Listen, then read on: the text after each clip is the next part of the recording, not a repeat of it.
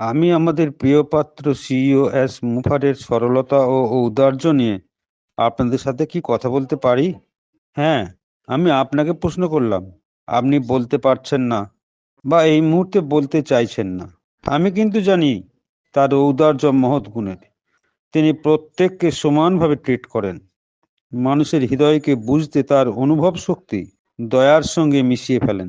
আমি জানি তার দয়ার কোনো সীমা নেই। বলা হয়, his kindness has no limit. His kindness is always ready to help others. সব সময় অপরকে সাহায্য করার জন্য তিনি দয়া পরবশ। আমি বলছি, তার হৃদয়ের স্নেহ ভালোবাসা অপরকে সাহায্য করার জন্য যেন এক সমুদ্র সমান। যখন আমরা কোনো সময় তাকে পেয়ে থাকি, তার ব্যক্তিত্ব যেন পাহাড় প্রমাণ দেখি। কোনো ছোট আনন্দ বা সুখ বহিঃপ্রকাশ করে কিভাবে অপরকে একটু সাহায্য করে দাঁড় করানো যায়, এটাও তিনি জানেন। His happiness spreads exactly how to uplift others. আমরা যখন তাকে হাসতে দেখি, যেন মনে হয় তিনি প্রত্যেকে একটি পজিটিভ সূচনা দিচ্ছেন। When he smiles, then create a positive welcoming environment. যখন কোনো এক স্থানে কাজে যান, বিরামহীনভাবে কাজ করেন।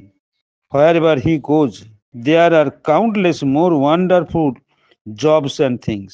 এত কিছু গুণের জন্য বোধহয় তাকে আমি স্যারাস বলি। কিছু অপারগ ক্ষমতা অবশ্য আমরা দেখেছি।